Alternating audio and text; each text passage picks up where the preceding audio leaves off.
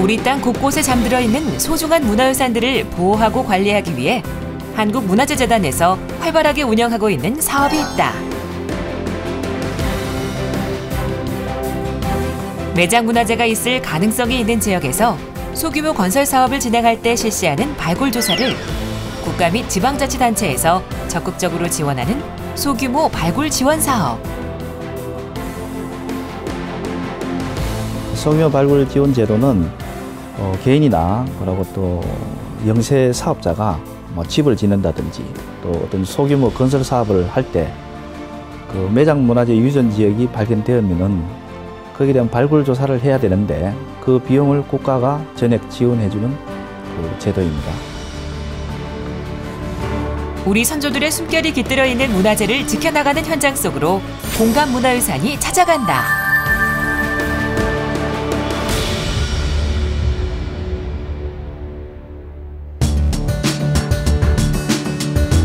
경북 경주시의 한 문화재 발굴 조사 현장.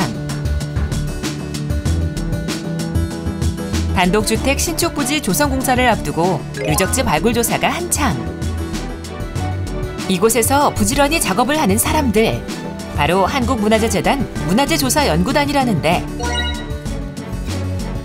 청동기 시대와 통일신라 시대의 유물이 발굴된 곳으로 또 다른 매장 문화재를 발굴하기 위해 꼼꼼한 발굴 조사를 진행하고 있는데 단독주택 신축 부지 그 조성 공사를 위해서 저희가 미리 발굴 조사를 하고 있는데 지금 현재 현장에서는 청동기 시대 주거지 세동하고 통일신라 시대 수열유구, 그러니까 수열유구라는 것은 어떠한 용도에 의해서 인위적으로 굴착한 구덩이를 얘기하는데 그런 구덩이가 한 14개 정도가 나왔습니다.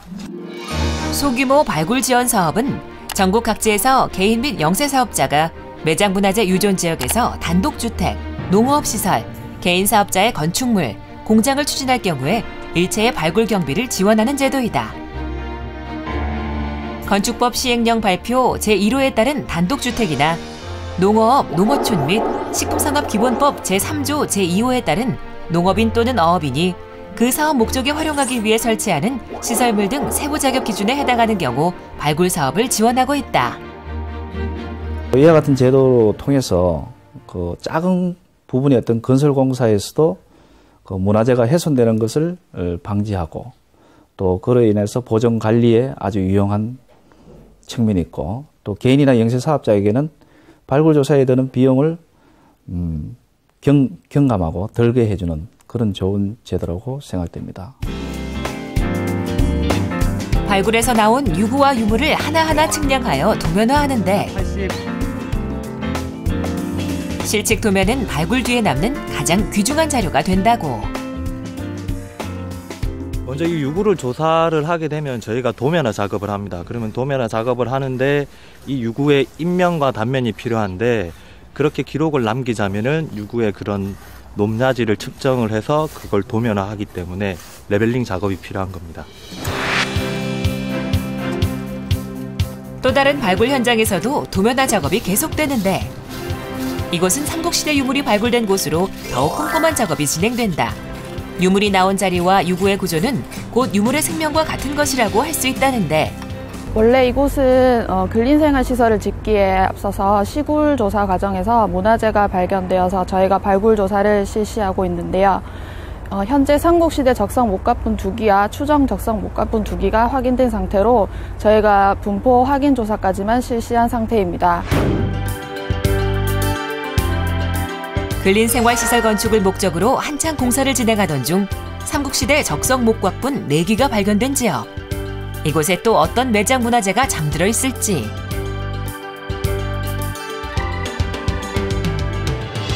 이곳의 역사적 가치를 알 수 있는 호석들 또한 다수 발굴됐는데 왕족이나 귀족의 무덤에서 무덤의 외부를 보호하는 데 쓰였던 호석. 지금 여기는 적성 목곽분의 호석 단면 상태이고요. 지금 봉토분의 경계를 나타내는 호석이라고 말할 수 있습니다. 지금 주변의 고총이나 고분들을 보면 이런 호석들이 확인이 되는데요. 이 무덤 역시 주변의 고총 고분들과 같은 귀족이나 왕릉급 정도의 규모의 무덤의 호석이라고 생각하셔도 될 것 같습니다.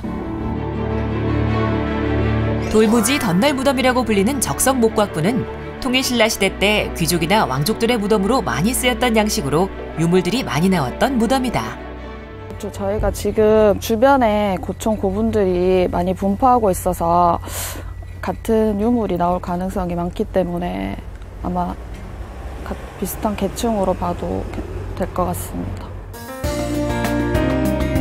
이렇게 발굴된 유물들은 한국문화재재단 문화재조사연구단으로 옮겨지는데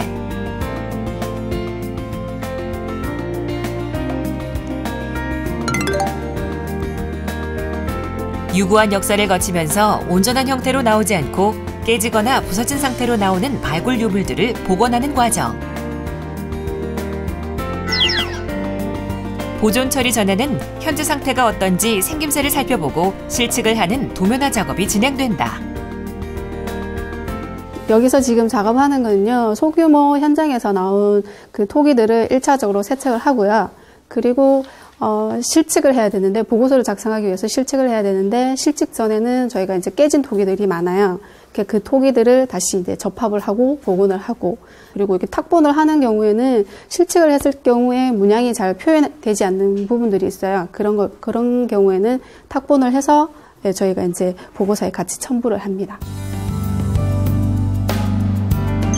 천년신라의 숨결을 간직한 경주에서는 통일신라 시대 토기와 자기를 비롯해 기와까지 수많은 유물들이 발굴되고 있는데 고분에서 발굴된 그 유물 중에서 저희 편으로 봤을 때는 일반적으로 대부장교라고 생각을 했는데 그것을 복원해 보니까 동체부에 이제 기존의 학계에서 잘 보이지 않던 그런 문양들, 화려한 문양들이 복원되는 것을 봤어요.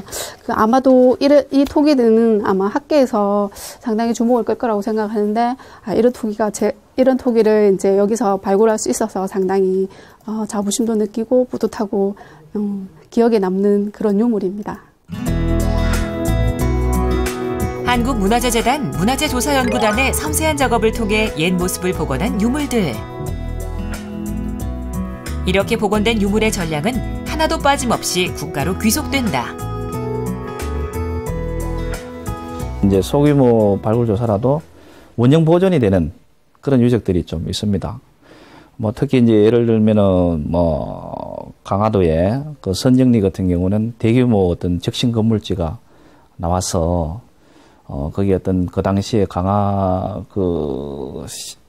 고려 시기의 어떤 대형 건물지라고도 이야기해서 우리가 보존을 한번 한 적이 있고, 또 경주의 어떤 갑산리 유적에서는 거기 갑산리 사지라고 비정될 수 있는 그런 어떤 이제 건물터와 거기에서 갑산사라는 명문도 나왔고, 또 거기 어떤 작지만한 어떤 금동 불상도 나와가지고 거기 어떤 보존된 유적들이 있습니다.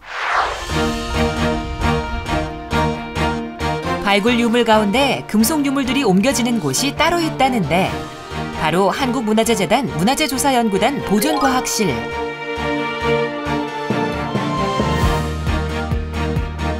이곳에서는 과연 어떤 과정을 거쳐 금속 유물을 복원할까?